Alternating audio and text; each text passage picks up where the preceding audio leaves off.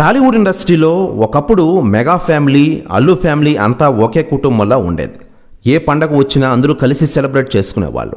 కానీ రాను రాను రెండు కుటుంబాల మధ్య దూరం పెరుగుతూ వస్తోంది. అది ఇటీవల తారాస్థాయికి చేరింది.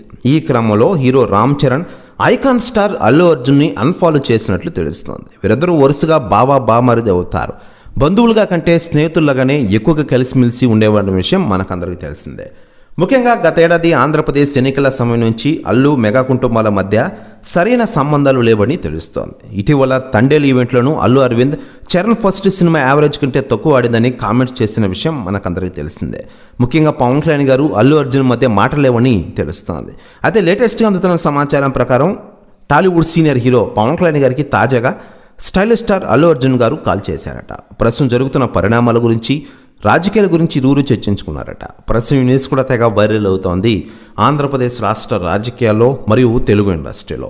మరోవైపు పవన్ కళ్యాణ్ గారి విషయానికి వస్తే ప్రస్తుతం హరిహర వీరమల షూటింగ్తో ఫుల్ బిజీగా ఉండగా, మరోవైపు ఆంధ్రప్రదేశ్ రాజకీయాల్లో డిప్యూటీ సీఎంగా ప్రజలకు సేవలు అందిస్తున్న విషయం తెలిసిందే.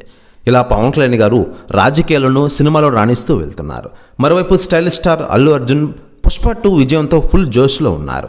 తదుపరి సినిమాని ప్రకటించే ఆలోచనలో ఉన్నారట ఈ స్టార్ హీరో.